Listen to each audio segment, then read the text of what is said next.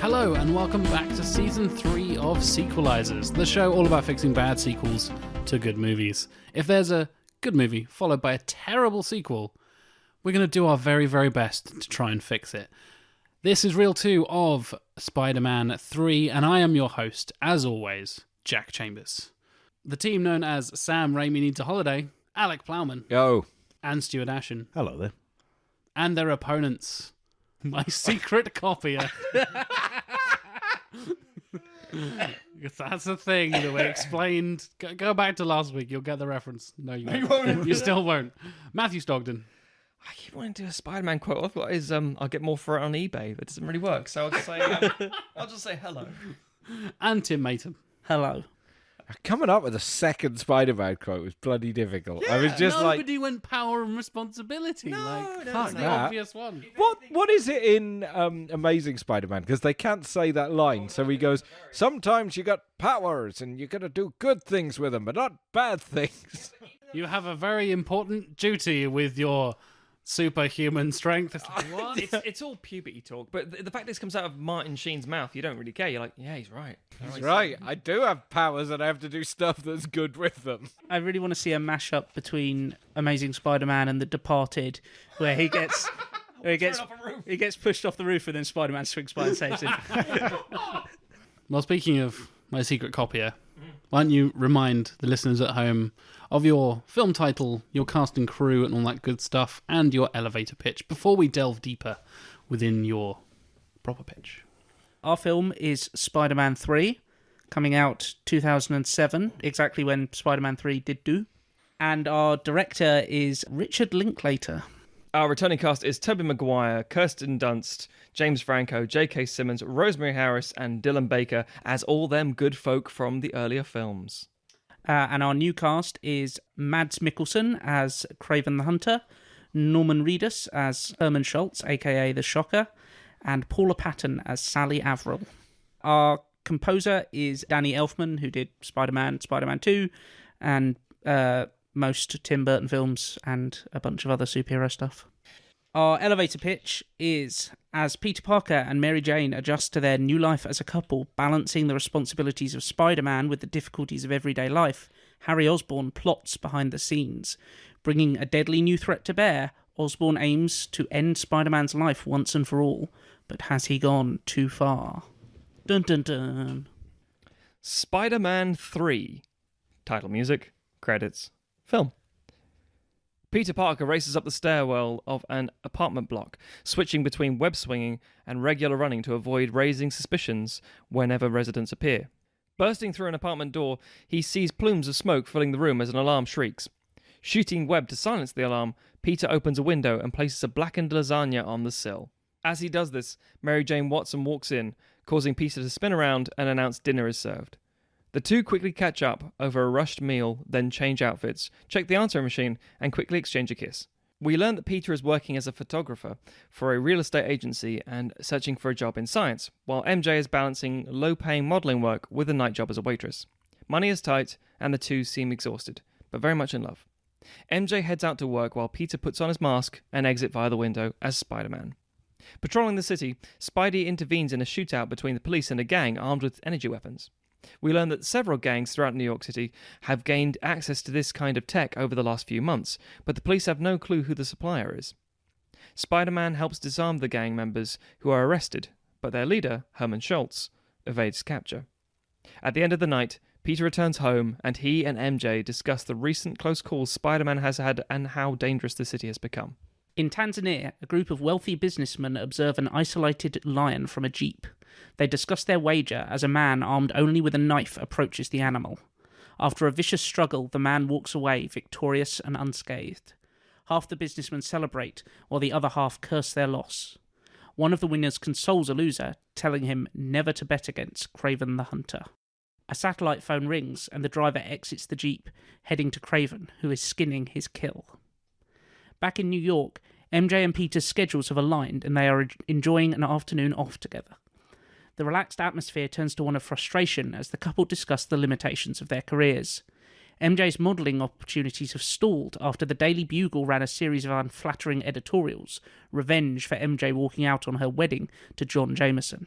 And Peter's duties as Spider-Man have hurt his job search. MJ suggests Peter could approach Harry Osborn for a job, but Peter is evasive, saying that Harry has enough on his plate running Oscorp.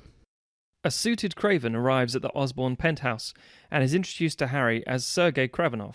Harry dismisses his butler and explains he is willing to pay Craven an exorbitant amount of money to hunt the ultimate prey, Spider-Man. He details how he has been funneling advanced technology to street gangs to keep the web-slinger exhausted, but despite the mounting odds, none have been able to take him down. Harry offers Craven access to all of Oscorp's resources, but Craven dismisses it, saying he doesn't need expensive toys to take down a spider. Left alone, Harry is mocked by the echoing voice of his father for lacking the fortitude to get his own hands dirty. Several days later, Craven has been tracking Spider-Man's actions as he follows the highly armed street gangs. After a public showdown, Schultz is apprehended and turned over to the authorities. Craven notes his praised use of stealth, his non-lethal approach, and a heightened ability to intuit attacks. With Schultz dealt with, Craven uses the New York skyline to pursue Spider-Man to an alley, where he witnesses him change into his civilian apparel. From there, he stalks Peter all the way back to Queens, to Aunt May's house. Meanwhile, Mary Jane ambushes Harry as he leaves a fundraiser event. With neither aware that both know Peter's secret identity, the conversation is farcical. Harry explains that Peter has done something unforgivable, but is unwilling to divulge details. So MJ appeals to his nostalgia, reminding Harry of their time together in high school. Reliving these memories seems to assuage him, but the mention of his deceased father clearly shakes Harry. Looking up, Harry sees the image of his father in his limousine window. Norman, played by Willem Dafoe, goads his son, saying once Spider-Man is gone, everything and everyone can be his. Harry then snaps at MJ before getting in his car and speeding away. One of the charity organisers, Sally Averill, approaches and says she overheard the argument. She explains Osborn is an arsehole who has promised money to her foundation and has reneged for months. Puzzled, MJ introduces herself and the two converse further. The next afternoon, Peter is having a quick coffee with Robbie Robertson from the Daily Bugle, who begs him to come back, saying that the paper hasn't been able to get decent shots of Spider-Man from any other freelancer. However, the conversation is interrupted when Peter's phone rings. He answers, expecting Aunt May, but is stunned when Craven is on the other end, telling Peter to meet him at Yankee Stadium if he wants to see May again. Peter excuses himself, dons his costume, and races to the stadium. Upon arrival, he sees May tied to a chair in the middle of the outfield. Spider-Man gets closer and tries to calm May, but she surprises him, addressing him as Peter. She goes on to say she's extremely proud of him. Shocked, Peter says he will free her, but is chased away by a hail of bullets. Hamstrung by the open position and lack of shadows to hide in, Spidey traces the shots and heads towards Craven's position. Reaching the point, Peter is surprised to find a remote-controlled sentry gun, which powers down before a gas bursts forth, robbing Peter of his spider sense. Stumbling backward, he falls from the stand's rooftop, but is netted out of the sky by a projectile snare of steel cables, pinning Spider-Man to the wall. Craven confidently walks over, mocking the trapped hero, saying he was promised a great hunt. Reaching up, Craven tastes the blood trickling from Spider-Man's pierced leg before breaking Peter's wrist, calling him a little boy who is unwilling to make the hard choices in life. Believing he would be a more challenging adversary if properly motivated, he deactivates the snare and a weakened Peter tumbles to the floor. Craven leans close and whispers, "Race you," then runs across the field towards May. Peter hobbles desperately, unable to use one of his web shooters, firing shots of webbing which Craven dodges. Reaching May, Craven looks back at Peter before saying "pity" to himself and killing Aunt May. Distraught, Peter falls to his knees and weeps as Craven disappears from the stadium. At May's funeral, Peter and MJ mourn alongside May's friends. Dr. Kurt Connors approaches Peter and offers him condolences along with a business card, explaining he misses him as a student, but could possibly take him on as a lab assistant.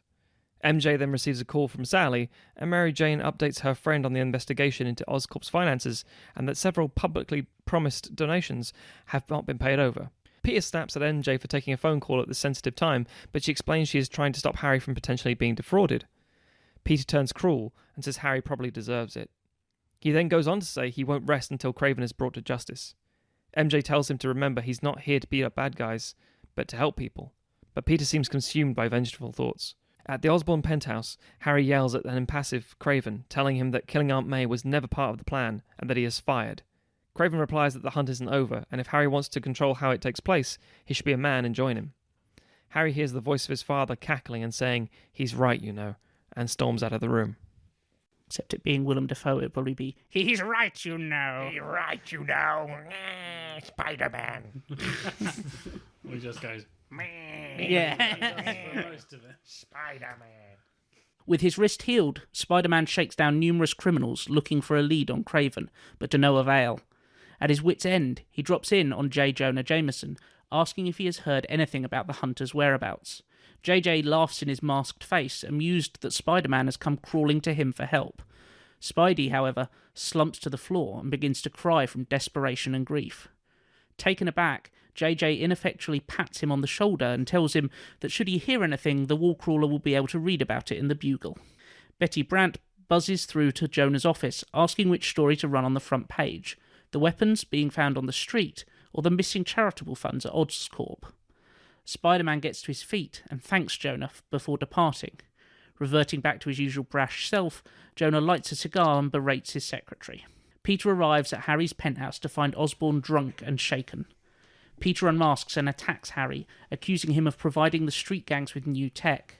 Peter states he suspected this, but dismissed his intuition, before both men argue over Norman's death, leading Harry to let slip that he has hired Craven. Consumed by rage, Peter throws Harry across the room and through a mirror, revealing a secret goblin lab. Peter hoists his friend up and tells him to look around, asking does he really want to carry on his father's legacy. Norman calls out from the broken shards of mirror, but Harry lashes out and hurls the goblin mask to the floor. Peter, taking pity on Harry, holds his friend and asks for his help. Harry confesses Craven has gone somewhere Spider-Man can't follow. Peter is confused, but before he can say anything else, Harry adds, "But I can." On Rikers Island prison, Craven effortlessly takes out the guards and unlocks all the cells from a control tower. Several prisoners start fighting and rioting among themselves while a group led by Schultz retrieves his confiscated weapons and commandeers a police helicopter to escape the island. In the Manhattan office of the Wayward Teens charity, MJ and Sally are discussing the Bugle's interest in the story of the missing funds when a helicopter clumsily lands. Schultz and several prisoners step out, stating they are taking the kids with them, some of whom used to be in Schultz's gang. Stood in the tower of the prison, Craven surveys the chaos being wrought before a deep hum can be heard in the distance, and a green glider races past, quickly followed by Spider-Man in tow via webbing. Spider-Man rolls onto the ground and desperately tries to round up and contain as many loose prisoners as possible. Harry circles around, and Peter calls out to take care of the convicts, while he helps the besieged prison staff. Harry, still uneasy on the glider, does his best. Over in Manhattan, having heard the commotion, the teens come to the various windows of the building. Schultz looks up and threatens to wreck the whole structure if they don't come with him. MJ then stands up to Schultz, telling him that Spider-Man has bested him multiple times and no one is afraid of him. At this point, several police cars race up, and Schultz uses his gauntlets to make an escape while the other convicts are apprehended. Back on Rikers Island, Harry attempts to hunt down Craven with little success. On the other side of the prison, Spider-Man is doing his best to escort the prison staff to a safe area. As he heads back to the main complex, an explosion rips through the prison, and though Spider-Man does his best to prevent the raining debris from reaching the guards, he is eventually pinned by a heavy load of concrete and pipes. His freshly healed wrist struggling to shift the weight, Peter begins to panic. Craven, armed with a silver spear, strides through the smoke and chaos, calling out to Peter and explaining he was never worthy of hunting. However, as Craven approaches the pile of rubble Peter is trapped under, Harry flies down, tackling Craven over to the other side of the prison courtyard. As Craven and Harry fight, Peter summons every last ounce of strength and shifts the debris, launching himself into the melee. For a brief moment, we get a glimpse of what could have been, as Peter and Harry fight side by side, finally getting Craven on the ropes. However, all too quickly, Craven recovers and corners Peter. He raises his spear aloft and throws it at the trapped web-slinger, but before the spear can end Spider-Man's life, Harry glides in, dying in Peter's place. Craven coldly congratulates the deceased Harry for finally stepping up and dying honourably. Filled with fury, Peter launches himself wildly at Craven. Smiling at the challenge and the similarities between his opponent and the ferocity of a wild animal, Craven battles against Spider-Man. Unlike the acrobatic clashes we have seen in the past, this duel feels different. Peter lashes out and finally gains the upper hand over Craven, beating him to within an inch of his life. As Peter raises his hand to end the fight, Craven gurgles through bloody teeth, "Do it, you've earned this." Stopping, Peter steps back and surveys the horror of the attack. Surrounded by flames and smoke, Peter explains to Craven that an animal hunts and kills for survival rather than the pleasure, and he has proven that he can survive almost anything. Grabbing Craven by the scruff of his fur collar, Spider-Man drags him into the prison and slings him into a cell, webbing it shut. Craven struggles to his feet, demanding an honourable death, but Peter simply hobbles away, leaving the hunter howling and growling in his cage. Several days later, the Bugle runs a story on the death of Harry Osborn, following the theft of his identity that led to funds being misdirected. It adds that without an heir or will, the Osborn estate will be divided between the cheated charitable groups, and Oscorp will merge with Connor's lab. Over another questionable-looking lasagna, MJ and Peter optimistically discuss their hopeful future thanks to Connor's taking Peter on as a full-time assistant and MJ transitioning to charity work with Sally. Peter tells MJ that despite everything he has lost and all his responsibilities, he still feels lucky to have her in his life. She smiles and replies, "Face it, Tiger, you hit the jackpot." In the distance, sirens sound and Peter smiles, heading to the window and pulling on his mask. And we see him swing out across the city, a friendly neighbourhood Spider-Man. Nicely done, gentlemen. Nicely done. Thank you. So over to Sam Raimi Needs a Holiday. Why don't you refresh our listeners' minds with cast, director, film title, elevator pitch, please, sirs. Our film, released in November 2015, is Spider-Men, directed by Sam Raimi. Our cast is Tobey Maguire returning as Peter Parker / Spider-Man, Kirsten Dunst as Mary Jane Parker.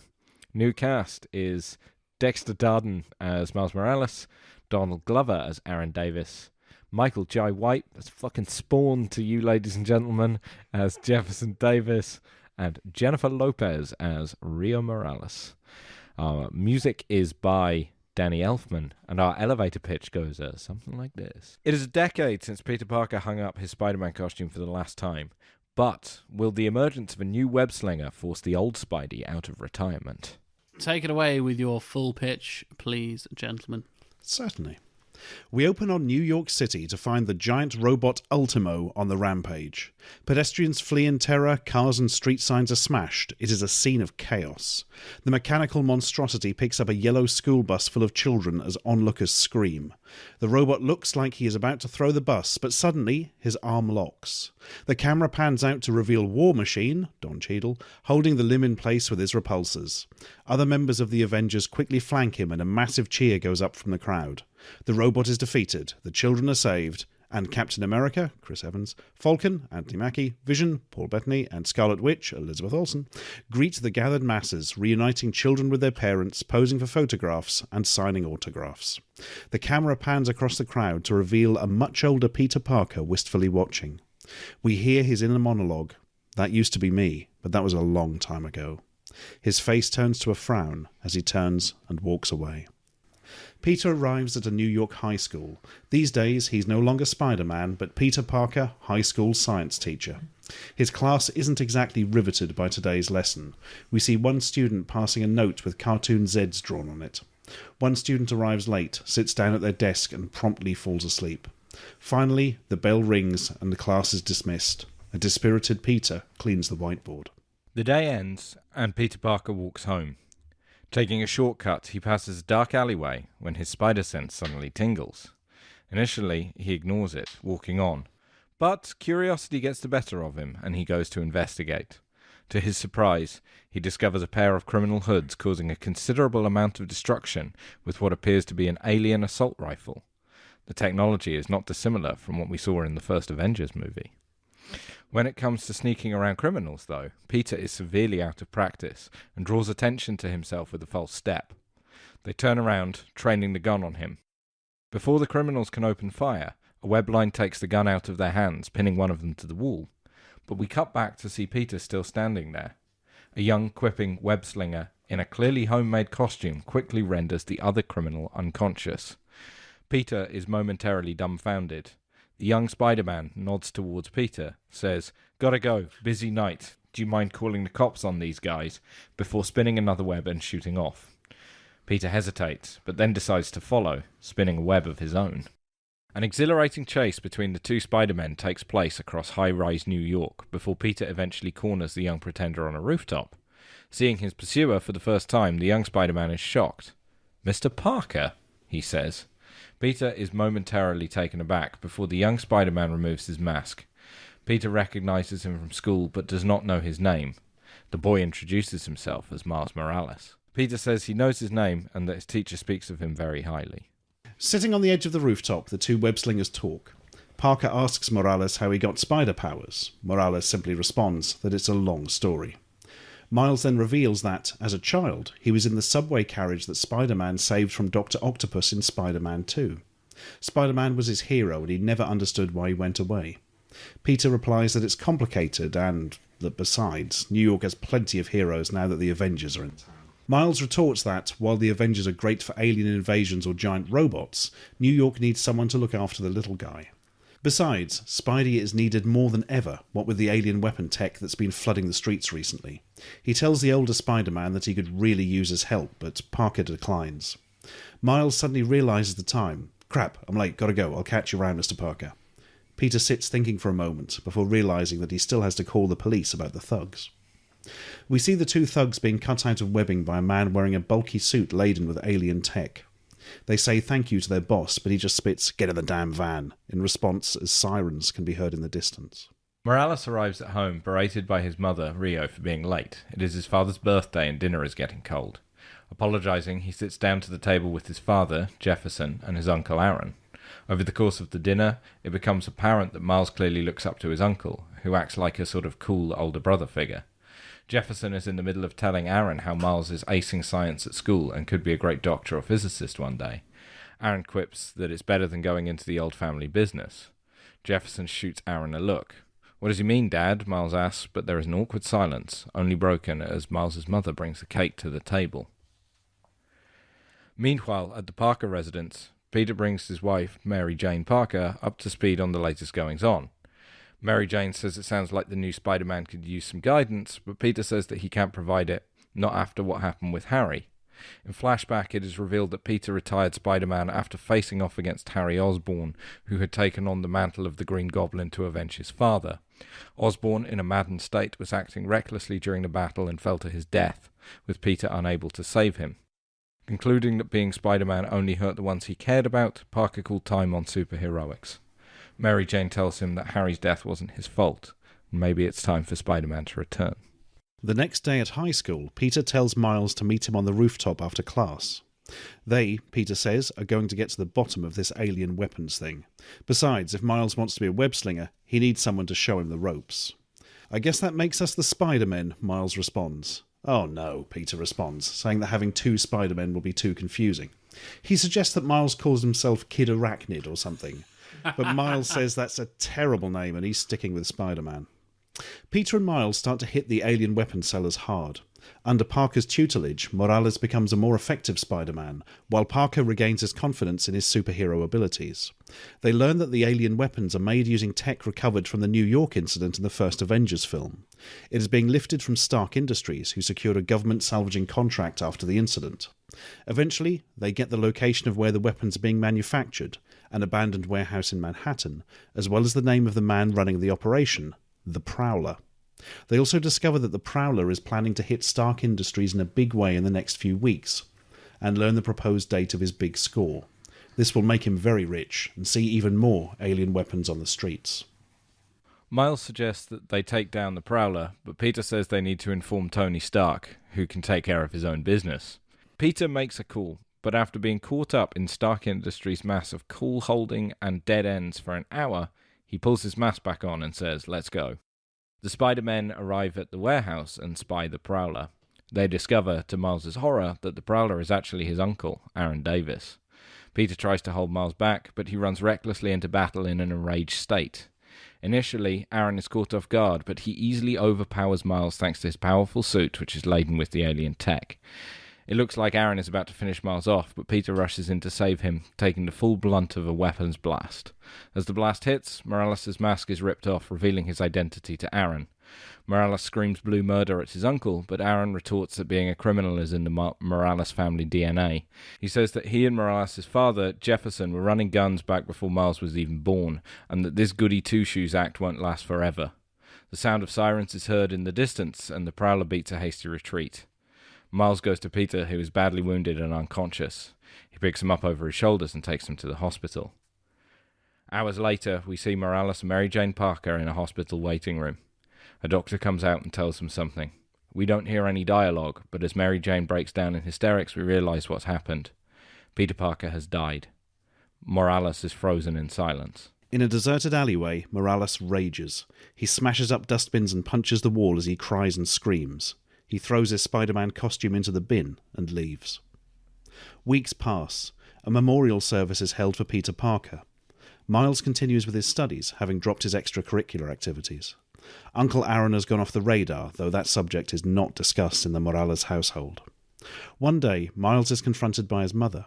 She says he hasn't been himself and that he's been avoiding his father, and she wants to know what's going on. He breaks down and cries, telling her that he knows about his father and uncle's past, that his uncle is still a criminal, and that he doesn't know who he is anymore. His mother responds that Miles is not the same man as his uncle. She tells him that his father was a criminal, but that he reformed. She says that Aaron wasn't destined to be a criminal. He made a choice. Miles, like his father, is his own man and can follow his own path. There is a knock at the door. Miles' mother goes to open it and is met by Mary Jane, who asks if she can speak to him. Miles' mother leads her into the kitchen and leaves. Mary Jane produces a package from her backpack. She says that Peter was working on it before he died and wanted Miles to have it when he was ready. New York will always need a Spider-Man, Miles, she tells him. He opens the package to discover a red and black Spider-Man costume in his size. Miles returns to his room. Looking at his calendar, the day's date is marked D-Day in capital letters. He stares momentarily at a picture on his wall, a Spider-Man drawn by Miles Morales, age 8. Clenching a fist, he pulls the Spider-Man mask over his face. At a Stark Industries storage facility, the Prowler is instructing a group of goons who are loading tech into a fleet of armoured vans. Miles sneaks around the facility, taking out the goons one by one. He confronts the Prowler and an epic fight ensues. It takes all of Morales' strength and cunning to deflect Prowler's onslaught, especially given his upgraded alien tech. But Morales eventually gets his uncle on the ropes and defeats him. Miles is in a position to deliver a killer blow to the Prowler, and the Prowler goads him to do it, saying that deep down Morales is the same as him. But Morales hesitates. Instead, he ties the Prowler up in webbing and drops him off at the police station. A note attached reads, "Compliments of your friendly neighborhood Spider-Man." Sometime later, in class, Miles Morales' spider sense tingles, and he hears sirens in the distance. Excusing himself, he slips into the bathroom and changes into his spider suit. In New York's publishing district, an old man is drawing a familiar cartoon image of Parker's Spider-Man. He pauses for a second and begins adding webbed wings to his arms, before deciding against it and rubbing them out. Suddenly, the red and black clad Spider-Man shoots past, causing the artist to mutter, screw up his drawing, and start again. At the Daily Bugle, J. Jonah Jameson, J.K. Simmons, shouts at Robbie Robinson, complaining that the Bugle's going out of business. It's all because of goddamn bloggers. As Spider-Man shoots past the window, though, Jameson stops what he is doing, open-mouthed, his cigar dropping to the floor. The web-slinger passes, and a second later, he hollers, "Stop press! Today's headline! New Spider-Maris terrorizes New York City! I want photos! I want exclusives! I want to know who made that awful suit!" Spider-Man perches atop a New York City ledge, American flag in the background. He spies the police chase in progress, swings into action, and the credits roll. An orchestral version of Chad Kroger's Hero, performed by the London Philharmonic, is played... No, not really. That would be terrible. No, actually, it's an original orchestral piece based loosely on the 60s cartoon theme. Mm-hmm. Not gonna stand here. Damn right. Featuring my man Josie Scott, From right? Saliva. Post-credit scene, because it's Marvel. As Miles Morales leaves high school, a black limo pulls up at the gate. The door opens, revealing Tony Stark. "I know who you are, kid," he says. "Thanks for the help with the thieves, not that I needed it." "You knew about that?" asks Miles. Of course, I do try and keep my ear to the ground when I'm moving city-levelling alien tech around. Get in, we have to talk. Oh man, Miles retorts. You might want to work on your delivery. You don't know how many after-school specials I've seen telling me to avoid this exact scenario. Stark rolls his eyes. Just get in the damn car. There's just black and white montage photos of Chad Kroger. Ken Burnsing the fuck out of early 2000s Chad Kroger. And then a single tear runs down his face as an eagle fades in. Look what love gave us. A world full of killing and blood spilling. That world never came. Thanks to Spider-Man. Sum 41 did a song as well. No one talks about that. Kerry King was on it. Yeah, he was. I remember that. Yep, that's a thing. But Josie Scott from Saliva. Oh, Jesus Christ. I had that on CD single back in the day. Of course you did. So, coming back around to My Secret Copier. You guys kind of started off, like you said, Tim, kind of sticking closer to the original a little bit, and then 3 villains once again, which is, some would argue, one of the big problems with Spider-Man 3 itself. Do you feel you'd be able to balance those different characters enough and give them enough space, whereas we had kind of completely separate villains that don't really interweave and create the narrative in the third, at the actual Spider-Man 3. In your Spider-Man 3, I'm guessing you'd actively try and kind of interweave a little bit more. Yeah, I mean, crossover. The Harry is the main conflict in the film, and the other 2 villains are only there because of him. So it's a lot tighter weaved together than the original Spider-Man 3. Yeah. And arguably Schultz, the Shocker, is there, but he's very henchman-y. He's quite a henchman type figure, and will kind of lean a little bit into the Shocker from the comics, where he's quite a bumbling sort of villain, and superior foes of Spider-Man. Yes, yeah. Maybe not bumbling, but certainly a deadbeat. But it is the concept that you go someone who, he's not the clean, polished. In fact, he's very much the opposite of Mads Mikkelsen in that character in a lot of ways. Craven's this very calculating, perfectly executed kind of character. And then you got Schultz, who just sort of goes by what he feels. Doesn't always work out. Sometimes it does. He gets away one time, he doesn't the other. It just sort of just flips a coin almost in a way. Yes. Yeah. I think him as an actor, he wasn't huge at that point. So he would, in the same kind of role he plays in Blade 2. Just this skeevy sort of guy, and like, oh yeah, he looks like a criminal. I think he's mainly there to kind of act as a sort of recognizable villain in the first part, just to give those scenes of kind of Peter tracking down the arms sales and stuff a little bit more punch. Yeah, I mean, I think it is something to be wary of, the more villains and all that sort of stuff. But I think ultimately used properly, in I think the way we have, hopefully, they connect nicely. And the way that the Osborn villain is a villain to start with, as he, like, again, sorry, rather than giving amnesia, just giving him complete self-doubt, and then doing a proper actual, character turn. Character arc, yeah. Yeah, rather than... Yeah, amnesia, oh no, maybe not. Yeah, maybe not, yeah. We didn't really discuss it when we were talking Spider-Man 3.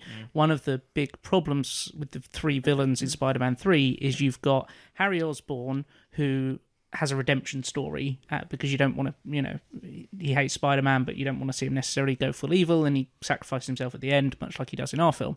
Sandman, you've got a understandable villain who's just trying to get his kid back, and then even with Venom, you are meant to, on some level, empathise with Eddie Brock, because he just feels frustrated, and then he gets taken over by an alien kind of thing. Yeah. And you've got 3 sympathetic villains there, whereas in ours we've got Harry Osborn being a sympathetic villain with a redemption arc, Craven, who's just awful, and then Schultz, who's just kind of like a henchman type, work-a-day villain, basically. So they're 3 distinct types, and there's different motivations going on. Also, insight into writing process, we sat down and talked about ideas, and Tim was very, very, very excited about this one. We both were, obviously. And then Tim said, right, Sinister Six. And I said, whoa. Yeah. Right now, was very, very wisely reined back from that. Yeah, but it was, to be fair, what we were initially working on as an idea would definitely work. The problem is, because every Spider-Man film seems to kill off their bad guys, which is the reason why I didn't kill off Craven, We wanted to have... Actually, I should probably clarify that. Each Spider-Man film, the bad guy kills himself, it seems. Pretty much, yeah. Hoisted by his own petard. We wanted some lasting ramifications and actual meaning. Because obviously we kill off May, partly because I fucking hate Rosemary Harris in the films. Jesus Christ. She gets far too sexual with Peter by the end of it. So many lingering shots. I'm like, what are you doing? What's it? Peter, a man's job is to put his wife first. And it's like, oh, okay, cool. She's probably quite independent, and this is like 2007. But and then you've got obviously the killing of I say the sacrifice and the martyrdom, as it were, of Harry. It's like I didn't want too much death. This is still arguably a family film, but a nice close to it, like nice rounded edge. And we wanted to have something that would last out. But if say the Goblin and Doc Ock had survived, I think a Sinister Six thing would be more plausible, completely more plausible. But building from scratch in one film would have been Amazing Spider-Man territory, possibly. Speaking of Craven, you mentioned the fur collar as a kind of a key point. What kind of design are you guys going for? Is it fairly sort of... I imagined, this is just my reference to Spider-Man, like 90s animated series, big kind of lion kind of... we haven't really discussed like design sense. I think we would kind of mix up a bit of the kind of almost like modern big game huntery type figure, and then I kind of picture him almost like Craven being quite a as a sort of great white hunter archetype, quite a pulpy character. I can see him almost in the final battle, like going for some like crazy jungle face paint type stuff. Going Commando. But going a bit Arnie in Predator Act 3. We had his hyenas in the one point, didn't we? We did have hyenas in there at one point. But again, it's the 2007 trying to ground it a little bit. Yeah. And also the animal cruelty people got onto us. So. Yeah. Harley Quinn took them. Yes. We haven't really discussed kind of what he looked like. Much in the same way that the Vulture's costume in Spider-Man Homecoming is recognizable to comic fans. The same with the Shocker, in fact, in Homecoming. Recognizable to fans without being over the top. But by the third act, still being 2007, something that, mixed between Apocalypse Now and Van Pelt from Jumanji kind of thing. Just really is like, oh, this is off the chain. This guy is insane sort of thing. But again, it's a big pulpy comic book finale, isn't it? And right at the very end, Spider-Man webs up Craven in a cage. Doesn't his webbing kind of disappear after not that long? Is it an hour? Is it a couple of hours? It's a couple of hours, but we assume does he then he's call the cops? He's in a prison, so it's things like, there's the final shots. There's helicopters going to the island and lots of things like, oh, let's try and resume control. That kind of thing. So yes, much like when you see him, web up thugs and hoodlums in the fight, you assume he then drops them off at the police and doesn't just let them stand there for 2 hours before going away. Not my problem anymore. Yeah. Fair enough. I thought Richard Linklater was a really good choice from a director perspective. I think that's a good balance. I guess my only thing would be, I'm trying to think like really big blockbuster stuff, what he's done that matches this kind of movie in terms of scale, but I can also see that he could pull it off. Tim and I had the similar reservations to start with, because Tim had said about Linklater being great for that kind of personal connection, and I initially was a little concerned about the whole idea of, well, it's again action set pieces, and then you remember, oh yeah, ADs, and a lot of that stuff is helmed by a very capable cast, and you are literally, in this universe at least, stepping straight onto the 2007 film with almost everybody returning, so he's just sort of stepping into Raimi's shoes and bringing his own touch to it, so we think it'd be, should work hopefully, right? And he's done... not in terms of scale, but he's just done at this point A Scanner Darkly, which is a weird sci-fi film. So it's not unknown for him to kind of branch out into slightly different territory. Yeah. Oh, the whole film's rotoscope. Did we mention that? Sold. I mean, like Vincent. Spider-Man rotoscope sounds quite good. Yeah. I'm on board. Back over to Sam Raimi Needs a Holiday. Have a few questions for you, gentlemen. The first one being, how do you feel Sam Raimi, first of all, would kind of work with Feige and his vision of the MCU, and how the tone that is established in the Raimi, the previous two, how that would then kind of tie into the MCU, because the MCU has a very specific tone and style and that kind of thing. How do you think? You obviously have like an idea of how to mesh those two together, or did you have it as kind of this stands out as this is still a Sam Raimi movie, but it's also tying into the MCU? I think you'd want it to stand out as a Sam Raimi movie, because this is one of the criticisms of MCU movies, especially lately. I mean, not so much lately, but of that kind of Phase 3 period, is that they were kind of stylistically... So yeah, I think the nature of the story would be something that would bring Raimi back into it, because even though we are outside of 60s and 70s Spider-Man, you're still dealing with a very character-focused story. It's very much the sort of thing that he does in his Spider-Man movies in terms of how he deals with characters and things. And I think that we're not a million miles away from his territory. I also think he's had some time to breathe after the second film, so horrors of Spider-Man 2 production. And I think he's coming in with a fresh take on it at a time when I actually think those movies needed a fresh take. And I think that the story is going to be enough that he's not going to rebel against it, because there aren't those elements there that are going to make it not feel like a Sam Raimi Spider-Man movie. So I think because of the nature of the story that we're telling, I think we get away with it. I think if it had been a different kind of Spider-Man story, we might not have done, but because of it, I think there's enough there that we can do that. It's also the first real sense of legacy characters in the MCU as well, because eventually we're going to get to a point in the Marvel Cinematic Universe where people's contracts are going to expire, and Chris Evans and Robert Downey Jr. and all those guys are going to have to stop being those characters. But one assumes that Disney will never stop producing those fucking movies because they make more money than everything else put together. So it's interesting that you brought that in relatively early in the MCU, and I wonder how that would... There's not really a question for you, I'm just sort of speculating if we were living in this alternate universe of how that would then influence the Marvel Universe going forward. How different is Civil War now that we have Miles Morales in there instead of Peter Parker and stuff like that? I'd be interested to see how that would influence the future sort of generations of movies, and do we get a standalone Miles film down the road, or does he just kind of swing in and out of the other films and stuff? It'd be an interesting version of the Marvel Cinematic Universe, I think. I would hope you would get a standalone Miles Morales movie. I think I'm not asking you to pitch it right now, don't worry. Oh, well, off the top of my head. Sequelize your own film. Yeah, I don't know. I kind of feel that that is something that I do wonder how Marvel is going to deal with when they come to deal with it. And kind of going into Miles a little bit more, you guys didn't really mention his powers very much. Does he have his like extra Milesy spider powers, like the venom sting? For the listeners who don't know, he has like a knockout sting that he inherits from a particular breed of spider, and he also has a like stealth camouflage, like predator style camouflage thing.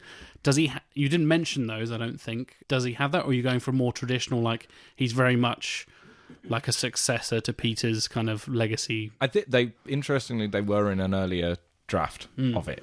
And I think what it ultimately came down to was wanting to, because you can get into that later. You can introduce that stuff later just because you in the comics, Miles' powers are developing as we are recording this podcast. He is still gaining new powers every week. For a spin-off Miles Morales movie, that's stuff that you'd bring in, or for not even a spin-off, for a Miles Morales Spider-Man movie. But I think if you start getting bogged down in the minutiae of that in this story, then I think I guess the worry was that it might distract from the actual goings on. So stick on familiar territory for the time being while you're kind of doing this handover, and then get into the nitty gritty of that in subsequent films. Speaking of nitty gritty, what's Peter Parker been doing all these years? What did he just ignore? Being a filthy bum. That's what he's been doing. I feel like the main problem with that is it kind of brings up bad memories of Dark Knight Rises, a film I am not keen on, and is, of course, the third in a trilogy that should be good, but it's not good, and it very much mirrors Spider-Man 3, the real one, in a lot of ways. But I feel like your Peter Parker kind of mirrors Bruce Wayne in that he just kind of disappears for, I think, sure, tragic reasons, but then that kind of, the problem I have with it in Dark Knight Rises is that it we'll get into this later on. Don't worry, we'll cover Dark Knight Rises at some point. But it undermines Bruce Wayne's drive as a superhero and as a character. It could possibly have the same problems with Peter Parker just going, fuck it, I'll just ignore that giant hole in the sky and all the crazy space dragons and stuff, and Chitauri, who cares? I think there's an interesting thing going on with Peter Parker. We were conscious of this going into it, and I think there needed to be a strong enough motivation for him not to do it, which is my big problem with The Dark Knight Rises, is that Batman's... It's not like... I mean, Batman fails in that movie in the sense that Rachel dies, but then he goes and does heroic Batmaning and saves the day, and then goes, I'm going to give up after he's done that. And I think Peter Parker's big thing is always this... I can't do the... His big conflict that goes through all the comics is always, I can't be Peter Parker, I can't be Spider-Man, I can't let people into my life if I'm Spider-Man because I end up killing all of the people that I'm close to. And that's the whole thing. And then he does, and it's his best mate, and he kind of feels like it's his... And he feels like it is his fault. So I thought, as far as a Peter Parker motivation for not being Spider-Man goes... that is the motivation. But I also think there is the thing that he says in the movie, and this is also something that Bruce Wayne doesn't have, where I imagine that, Spider-Man 2 takes place in 2004, so I imagine that this conflict with Harry Osborn takes place in 2005. First Iron Man film is 2008. So there is then this sense that, well, actually, all of a sudden, I'm not even needed here anymore anyway, because New York is full of superheroes all of a sudden. They're all here. And it's that thing that he says to Miles Morales where he goes, you don't need me. You've got Avengers. And it's the thing that Miles then says to him, which is, but the Avengers deal with all the big shit. We need an on-the-ground guy. And you're forgetting about why you were Spider-Man. So we've got Netflix's Daredevil for that, right, guys? And the as Defenders. a Daredevil fan, yeah. Fuck everybody else. Daredevil's got it all sorted out. We're good. Yeah. Fuck Spider-Man in the face. Daredevil's got this. But only in Hell's Kitchen for some reason. That's because Daredevil's selfish. Doesn't leave that 2 square mile. Just So Jessica Jones is there as well, isn't she? Daredevil Cage, yeah. doesn't own a car. That's the issue. Well, he's blind. Why would he? Yes, That's a very good point. Yeah. Probably not allowed to drive.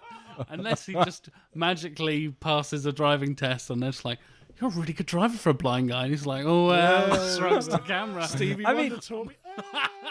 I mean, he could, because he's he fucking could, Daredevil. but that's kind of revealing himself as a superhuman. Could Daredevil drive a car? I'm not sure that Yeah. that would Yeah, be a absolutely. big- Yeah. Well, no, Daredevil because can he'd drive never a be car. able to tell what colour the lights are, because there's no way of... No, the iridescent bulb in the light in different places. It different buzzes in slightly different frequencies or something. Anyway. And my last point is kind of, I really like Donald Glover. I feel like I like him a bit too much for him to be in the opposite to the other team's pitch, you've got one central focus villain in the Prowler, aka Aaron Davis. I'm wondering if Donald Glover is a bit too likable to carry a film as the bad guy. And the thing about the Prowler is it's kind of, he's not necessarily a really, really bad guy. He's just kind of the not so great uncle to Miles. I'm wondering how he would kind of get Donald Glover to be a dick. There's this thing called acting, Jack. Oh, yes. Wait, what? No. He's a musician. He doesn't act, right? Oh, no, wait. No. I think Donald Glover is as Stuart said, he's a good actor. I think he's got range. He's got potential. But I also think you need him to be likable Donald Glover.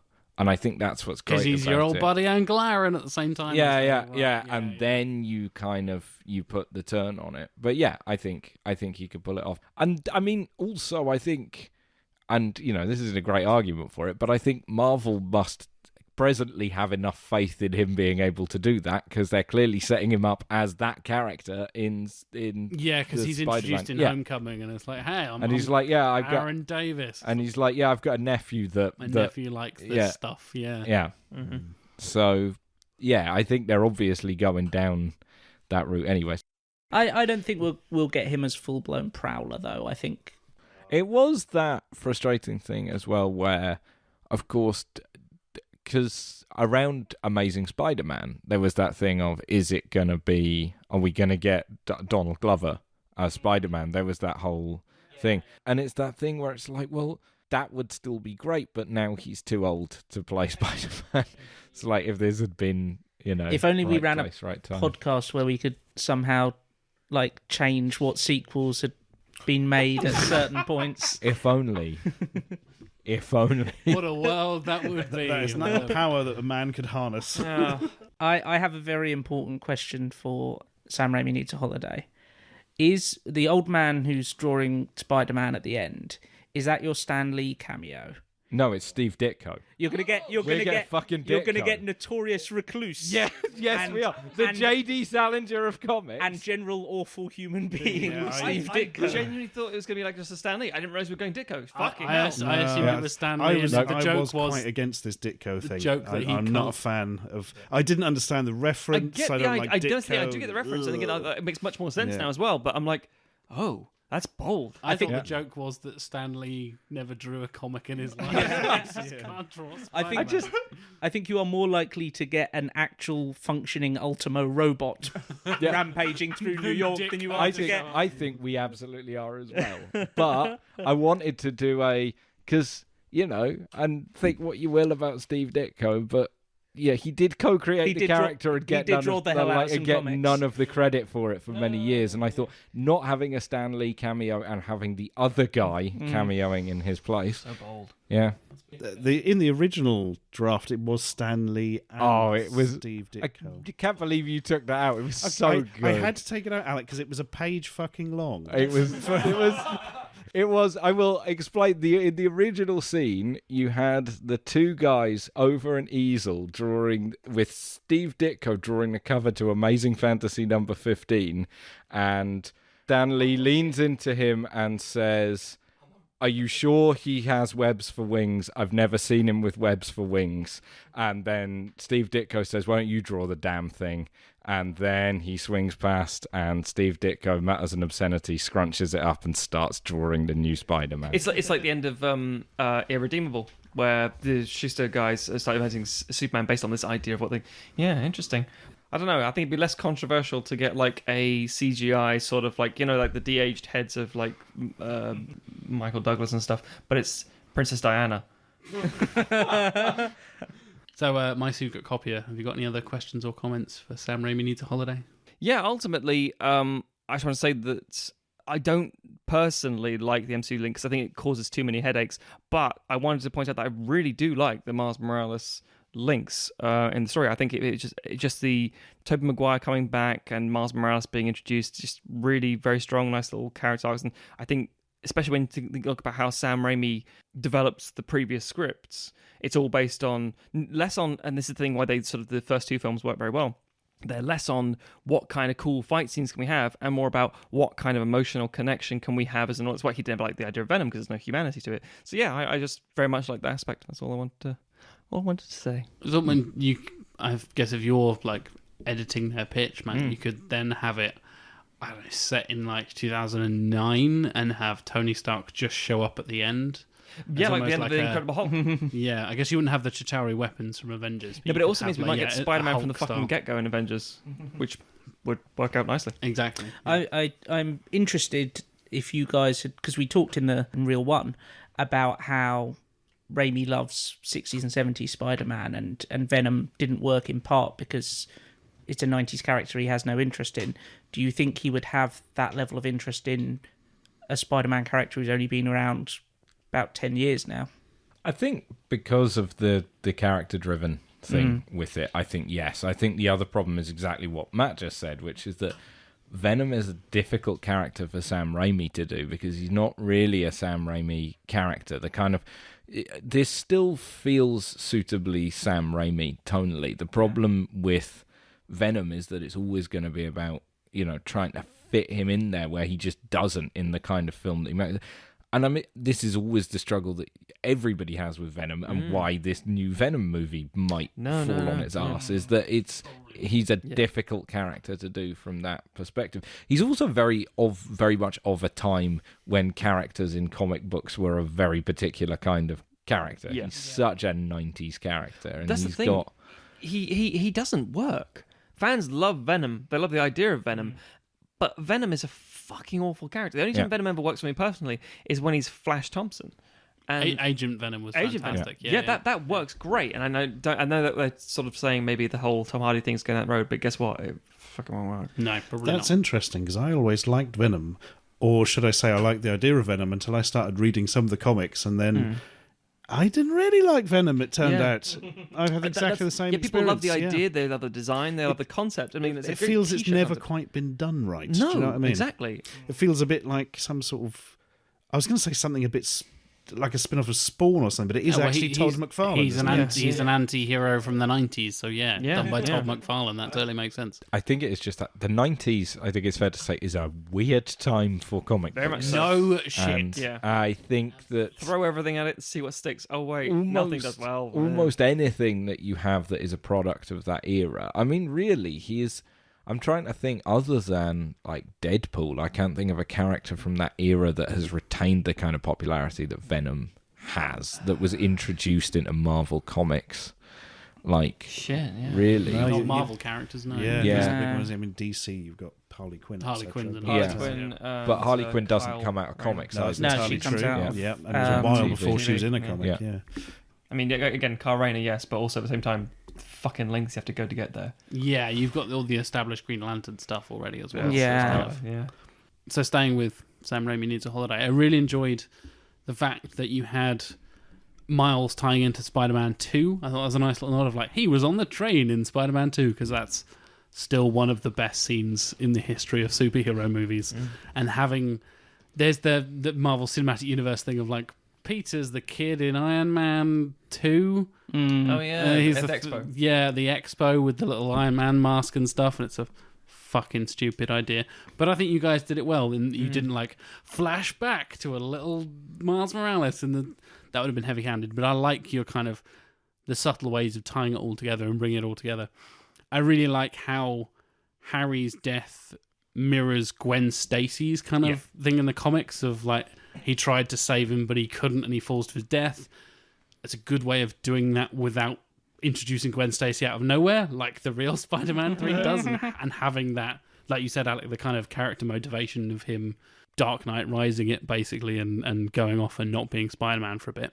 I also really like you call back to the throwing the costume in the bin classic moment, which is a super iconic Spider-Man classic cover. I really liked how you also brought in Miles Morales' family, because that's such an integral part of that character. And it kind of separates him from other superhero characters. And he has parents who care about him. And, like, even, spoilers for the comics, Jefferson finds out his identity and is very supportive of him and stuff like that. Granted, they've died in the comics and come back in the comics. And Uncle Aaron has died and come back in the comics, but that's comics. Yeah. Stuart looked very puzzled there. You've not read enough comics. I always Stuart. forget how often they kill off and bring people back. It is farcical. Aaron has just recently come back in the current run as like an Iron Spider character because reasons. Yeah. Anyway, I really liked what you did with Miles. I think you did justice to the character, and I like kind of your justification, Alec, of starting off simple and then he would build up later on as kind of a key member of the MCU in the future of your version of the Marvel Cinematic Universe. Over to my secret copier. I really liked how you built on the Mary Jane Peter dynamic. I think that felt a lot more organic than it does in the original one, where you have them still in love, but this exhausted kind of, it's a strain on the relationship, but they're willing to push through it and stick with it and that kind of thing. It's nice to have that, because I think that's a key part of the first two films is the relationship between Mary Jane, and that's why Gwen Stacy's introduction in 3 makes no fucking sense. It's because that relationship is so key to the first two films. It totally feels like a continuation, and makes sense for them to be this. I think you used exhausted but in love as a term, and I think that's a perfect kind of encapsulation of them, 3-4 years on from their relationship in Spider-Man 2. I really like that Harry is kind of behind everything as well, that, like you said, you avoided the problem of 3 villains feeling completely arbitrary and unrelated. You've got Harry being the controller of the other 2 and kind of spurring them and giving them the motivation.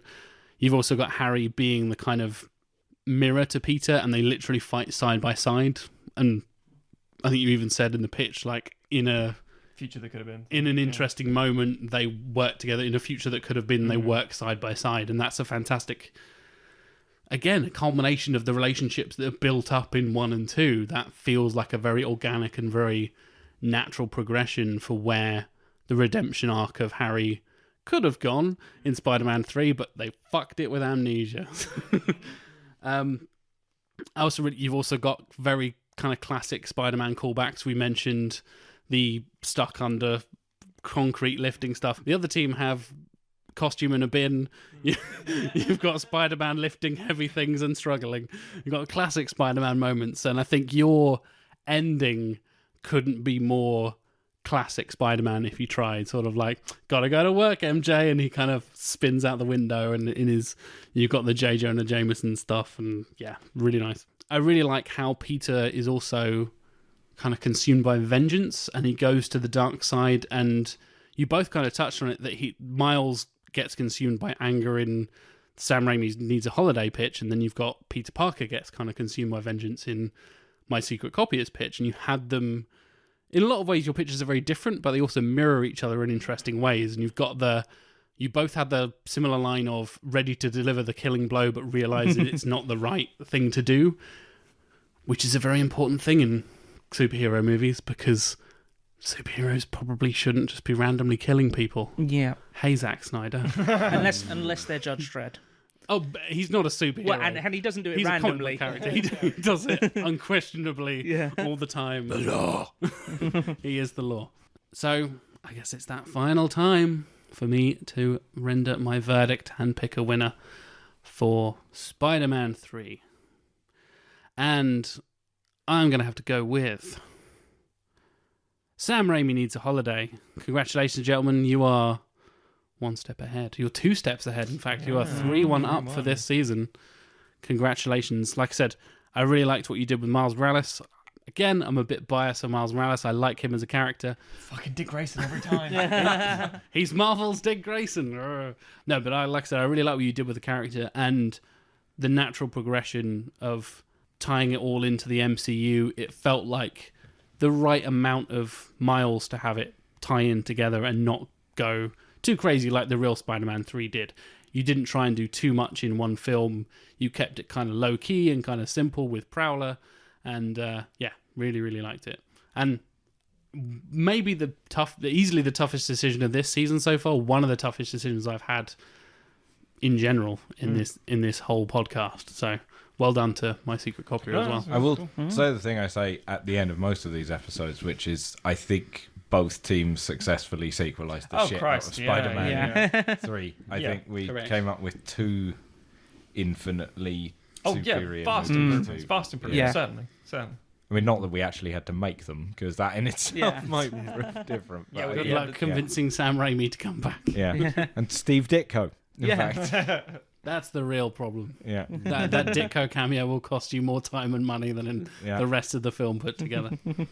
We'd get J.D. Salinger sooner than we'd get. He's been working on the Ditko cameo since 2005. And that's why it's taking so long to go. Sending him a letter every day. He'll be dead soon. Actually, if he dies, it might be easier.